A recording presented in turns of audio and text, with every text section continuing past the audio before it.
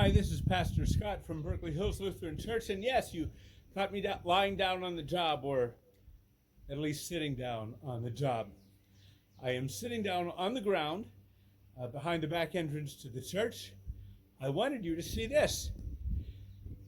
This is a cornerstone that was made from our old altar that served the congregation as its communion table and altar between 1962 and 2010.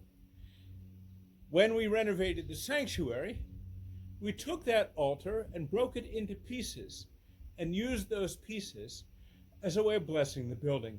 So the one that is in the back of the church, which is the main office entrance, we have written this quote from the book of Revelation, from Revelation 21:5, "Behold, I make all things new." The whole quote goes like this. "See, the throne of God is among mortals. He will dwell with them, and they will be his people. And God himself will be with them. He will wipe away every tear from their eyes, and death will be no more. Mourning and crying and pain will be no more, for the first things have passed away. And the one who was seated on the throne said, 'See, I am making all things new.'" This seemed very appropriate to us 10 years ago when we renovated and rededicated the worship space and other parts of the building. But now, in the year 2010, it seems more appropriate than ever. The quote that says, "Death will be no more, and mourning and crying and pain will be no more," in 2020, it seems like we have a never-ending supply of grief, and just when we think things won't get any worse, they manage to get worse. We started with wildfires in Australia, and then very soon we moved into growing stories of a pandemic, and then a lockdown.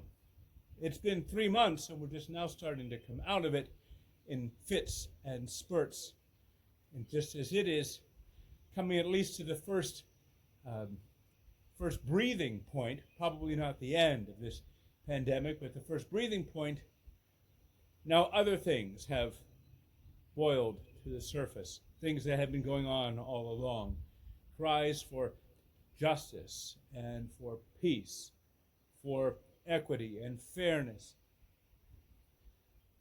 There is unrest that the country hasn't seen for nearly 50 years, not in this concentrated form.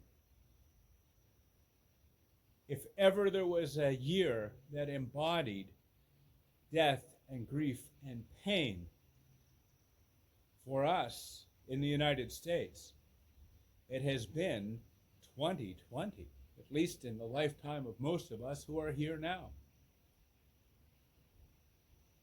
I wanted to show you this stone because I want you to remember that even now, even in this time of grief, in this time of not knowing what comes next, in this time of waiting for the other shoe to drop and knowing that that shoe is more than likely going to have spikes on the bottom of it, even now, we have the promise that God makes all things new. You know, we who believe in Jesus believe in a God who has come to us in human form and who died. Jesus knew death. Jesus knew suffering. Jesus knew the agony of the world. Jesus knew catastrophe. And he's with us in all of this. And through all of this, all of the old, all of the painful, we have the promise of resurrection. We have the promise of new life and hope.